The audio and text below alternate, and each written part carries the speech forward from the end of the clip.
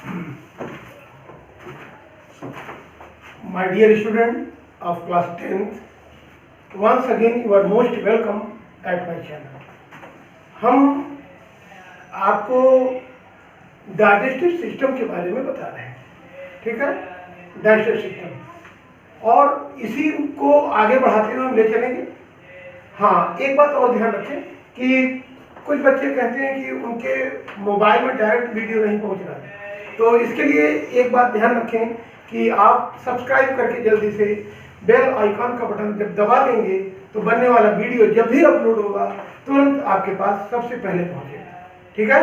तो इस बात का ध्यान रखते हुए पहले बेल आइकॉन का बटन दबा दें और फिर हम लोग आ जाते हैं अपने टॉपिक पर। तो हम आज आते हैं डाइजेस्टिव सिस्टम पर, फिर उसके आगे।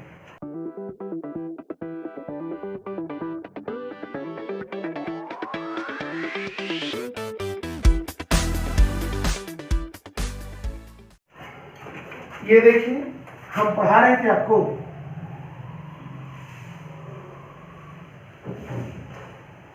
डाइजेस्टिव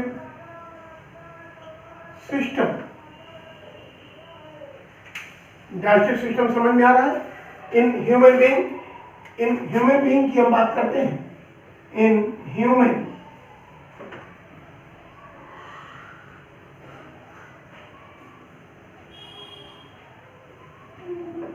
बीइंग, ह्यूमन बीइंग में डाइजेस्टिव सिस्टम बहुत ही कॉम्प्लिकेटेड होता है।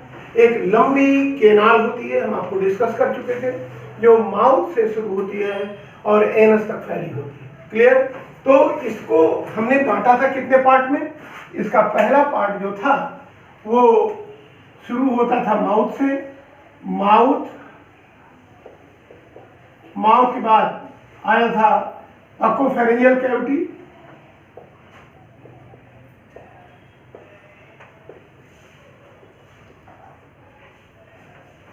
Buccopharyngeal cavity. उसके बाद ऊसोफेगस, ऊसोफेगस के बाद में फिर स्टमक, स्टमक के बाद में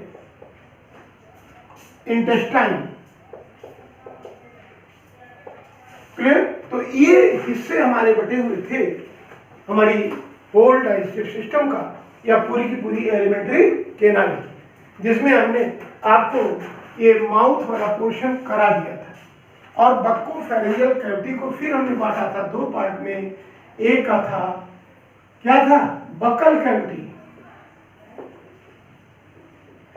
और इसके बाद दूसरा पार्ट जो इसका था बटा था फेरेंक्स। हमने आपको बकल कैविटी भी बता दी थी, फेरेंक्स भी बता दिया था, याद आ रहा होगा आपको। माउथ तो ये है, इसके अंदर की जो कैविटी है, यहाँ से यहाँ तक की कैविटी, ये पूरी की पूरी कहलाती है बकोफेरेंजियल कैविटी। इसका अगला हिस्सा बकल कैविटी, जिसमें जीभ और दांत जैसी संरचनाएं थी, और पीछे का हिस्सा जहाँ पर भोजन को चबाने के बाद हम ले जाते हैं और केवल निगलने का काम होता है, उस हिस्से को हम बोलते हैं फेरेंक्स। क्लियर? तो ये दोनों ही चीजें आपको अच्छी प्रकार से बता दी थी, समझ में भी आपको आ गया होगा।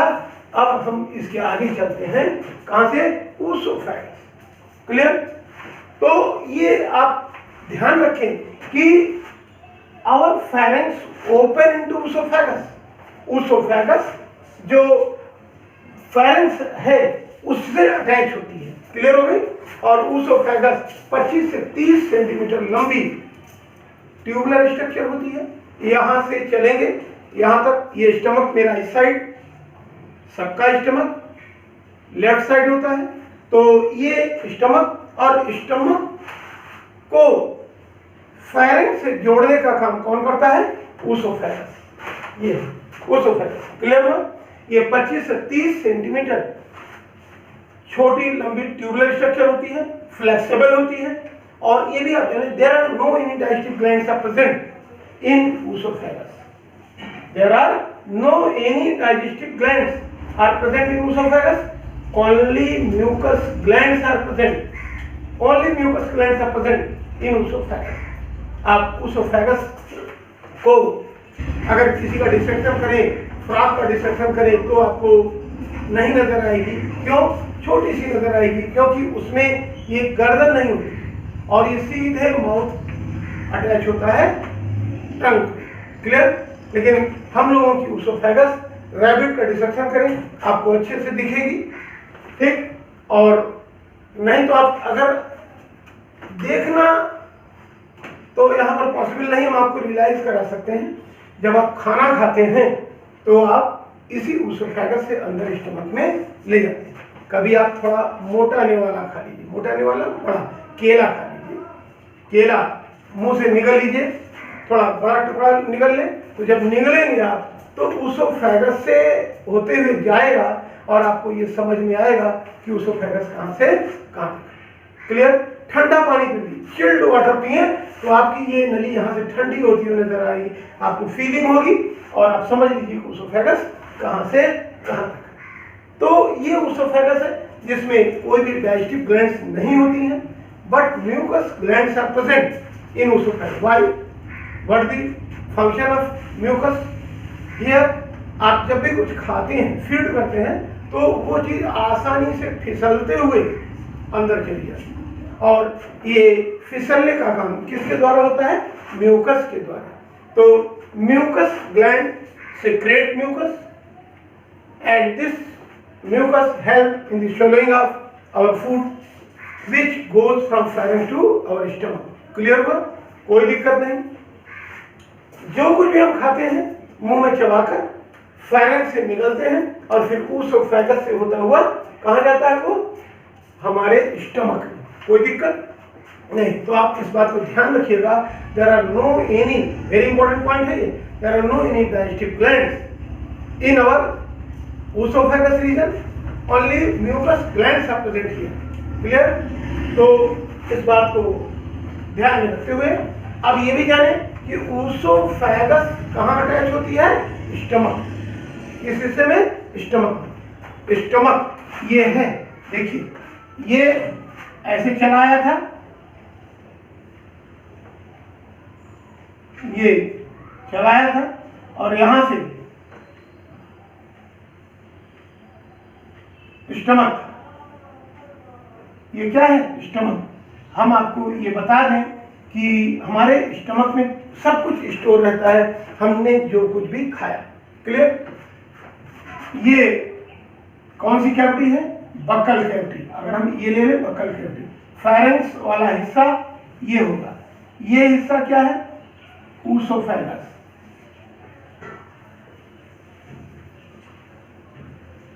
उसोफेगस नीचे वाला हिस्सा स्टमक। अब ये ध्यान दीजिए कि जो कुछ भी हम खाते हैं वो उसोफेगस से जाकर के स्टमक में स्टोर है। यहाँ पर एक वाल्व होता है और ये वाल्व कहलाता है कार्डियक वाल्व। क्या कहलाता है? Cardiac valve. ठीक। और एक वाल्व इधर होता है, ये वाल्व कहलाता है पाइलोरिक वाल्व।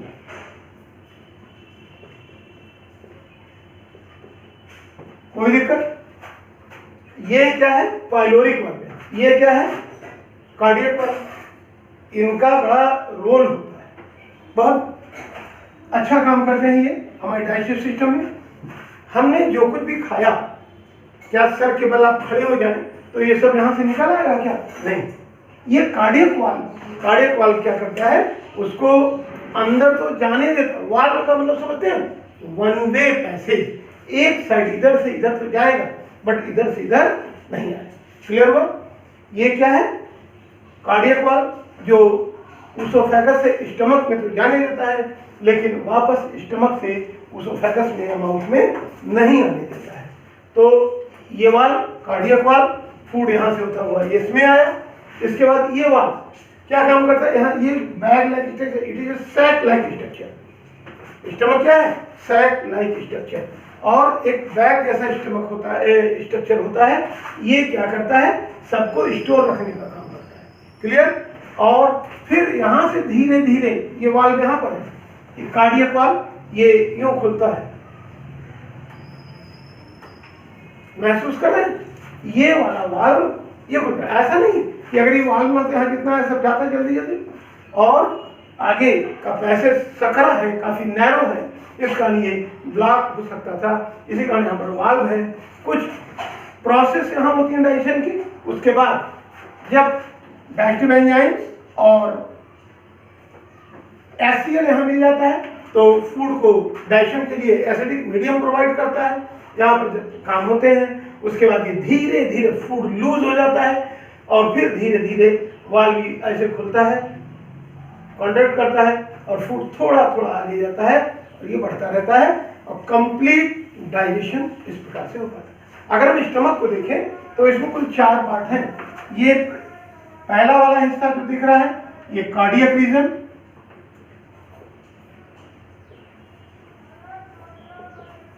ये फंडिक रीजन,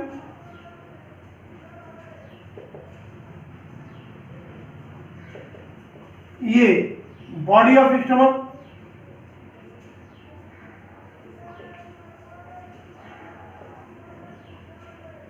और ये यहां का पाइलोरिक रीजन। पाइलोरिक रीजन समझ में आ गया? ये स्टार्टिंग जहां पर कार्डियक वाल्व है वो हिस्सा कहलाता है कार्डियक रीजन। क्लियर हुआ? कोई दिक्कत? ये स्टार्टिंग का हिस्सा जो है ये वाला, ये कहलाता है कार्डियक रीजन। दूसरा ये हिस्सा कहलाता है फंडिक रीजन। तीसरा ये जो मेन पार्ट है, बड़ा सा हिस्सा, ये कहलाता है बॉडी ऑफ स्टमक। और जो हिस्सा पाइलोरिक वाल्व के पास में होता है उसे हम कहते हैं पाइलोरिक रीजन। क्लियर हुआ?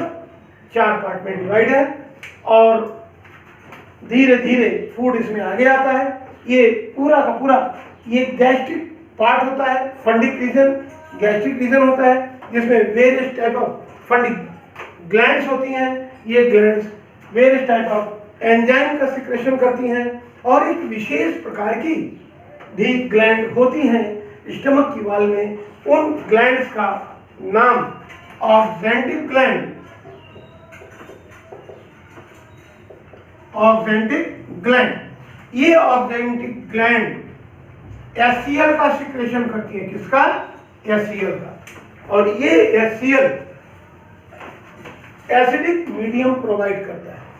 एसिडिक मीडियम प्रोवाइड करता है फूड को, बड़े बड़े कड़े टुकड़ों को लूज कर देता है और फिर लूज करने के बाद उसे एसिडिक मीडियम प्रोवाइड करने के बाद फूड एक प्रकार से गल कर लसलसा हो जाता है, लुगदी जैसा बन जाता है, जो कि एक हम कैसे बताएं आपको, आप ऐसे समझिए जैसे हम मिट्टी का एक ढेला रख दीजिए, एक मिट्टी का इतना बड़ा ढेला रख दीजिए, ढोका रख दीजिए, वो पानी में डिजॉल्व, पानी उसके ऊपर पड़ जाए, मॉइस्चर होके उसके बाद जब आप देखेंगे तो मिट्टी कड़ी नहीं रह जाएगी, सारा हार्डनेस खत्म हो जाएगा और सॉफ्ट हो जाएगा। उस प्रकार से ये फूड बन जाता है due to action of HCl and action of various gastric glands.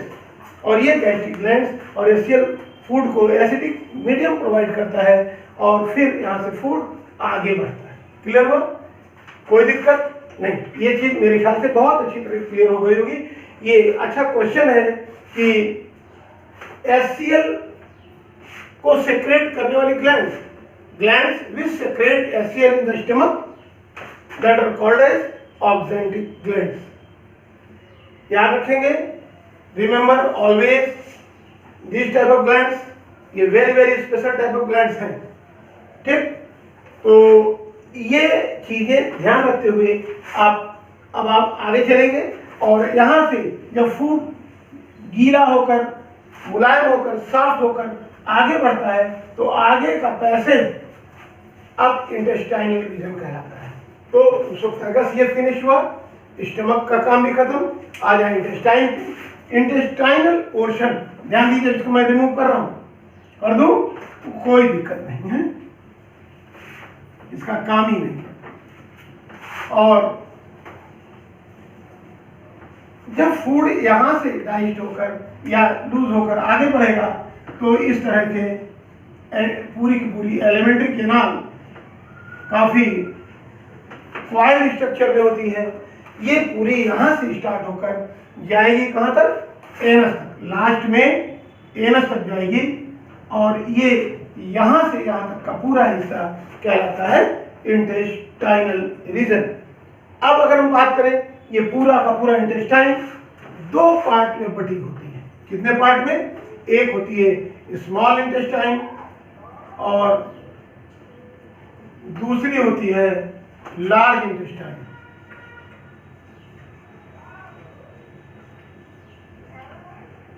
पहला है स्मॉल इंटेस्टाइन और दूसरी है लार्ज इंटेस्टाइन। क्लियर हुआ? ये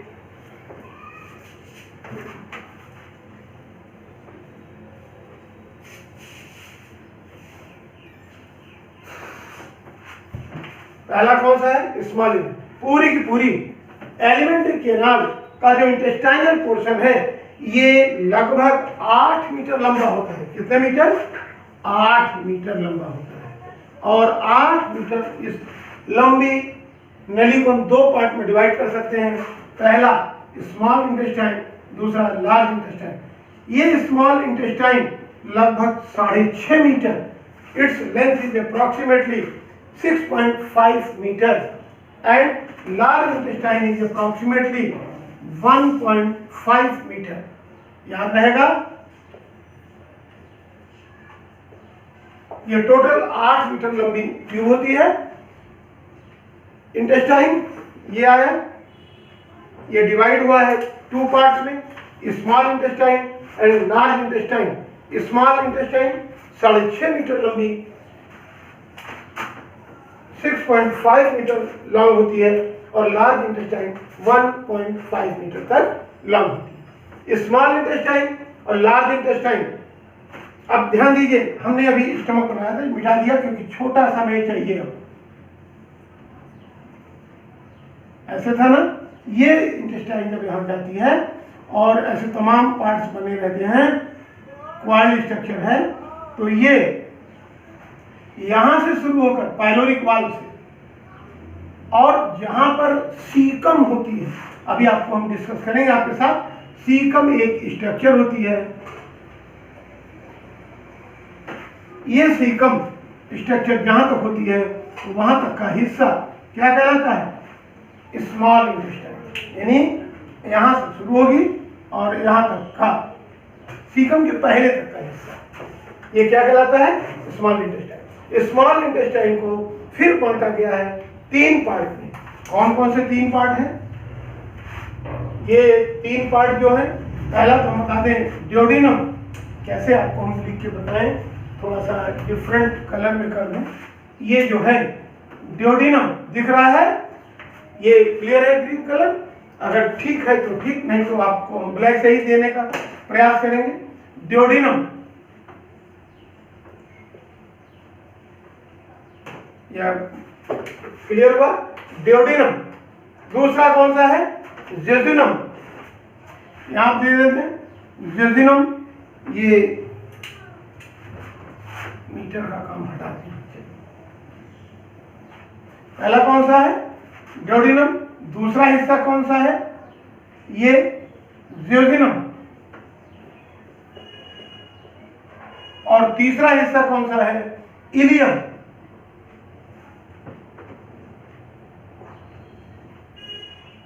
इलियम समझ में आ गया था? पहला हिस्सा कौन सा है, ड्यूडेनम। दूसरा हिस्सा कौन सा है, जेजुनम। तीसरा हिस्सा कौन सा है, इलियम। अब जेजुनम की हम बात करें, ये पहला पार्ट है किसका, स्मॉल इंटेस्टाइन है। ये पूरा पूरा स्मॉल इंटेस्टाइन ही है। स्मॉल, अब स्मॉल ड्यूडेनम जो है ये बहुत बड़ी नहीं होती है, छोटी सी ट्यूब। यहाँ देखें स्टमक के साथ ये सी शेप स्ट्रक्चर बना रही है, दिख रही है, ये सी शेप। इतना हिस्सा कहलाता है ड्यूडेनम, जो कि लगभग 25 सेंटीमीटर लंबा होता है, 25 सेंटीमीटर लॉन्ग। क्लियर हुआ? दूसरा जेजुनम जो है लगभग 2.6 मीटर लॉन्ग होता है, ये 2.6 मीटर लॉन्ग होता है। और इलियम जो है वह भी लगभग 3.5 मीटर 3.5 to 3.6 मीटर लॉन्ग होता है ये। क्लियर हुआ ये वाला हिस्सा? तो 3 पार्ट में बटी है। अच्छा, अब तीनों में मेरा डिफरेंस क्या है? देखिए ये एक जो सी शेप स्ट्रक्चर बन रहा है, सी शेप स्ट्रक्चर, ये ड्यूडेनम है। हमेशा याद रखिए कि अगर आपसे ये पूछा जाए which part of intestine form C shape structure with stomach, तो आप फर्स्ट बताएं दैट पोर्शन इज ड्यूडेनम।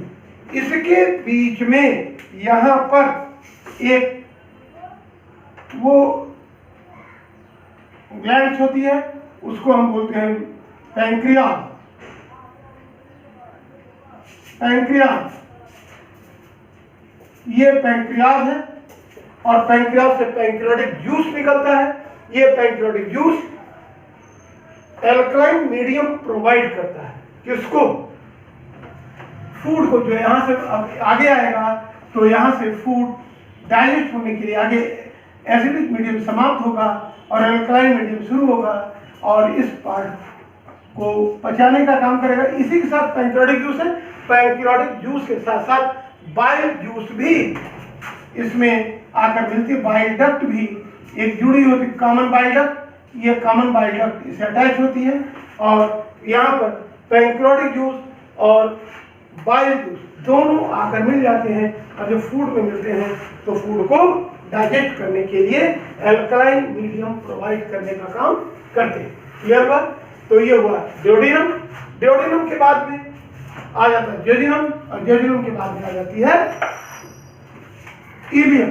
ये कॉम्प्लिकेटेड क्वाइल स्ट्रक्चर के रूप में होता है। Various type of digestive glands are present in this region. Various type of digestive glands are present in this region. ये सभी various type of digestive enzyme को secrete करते हैं और डाइजेस्टिव एंजाइम फूड को डाइजेस्ट करने का काम करता है और फूड जब डाइजेस्ट हो जाता है, यहीं पर हम आपको ये भी बता दें, बाद में फिर आपको बताना ही पड़ेगा, थोड़ा सा आप जान लें कि जो वाल होती है अंदर से ये इस प्रकार से होती है कुल मिलाकर कि villi and microvilli are also present in the wall of intestinal region. ये फूड के डाइजेस्टिव पोर्शन से डाइजेस्टिव न्यूट्रिएंट्स को एब्जॉर्ब करने का काम करते हैं। क्लियर हुआ? तो ये यहाँ से डाइजेस्ट हो जाएगा, डाइजेस्ट के बाद एब्जॉर्प्शन भी यही होगा। इसमें ड्यूडेनम, जेजुनम और इलियम।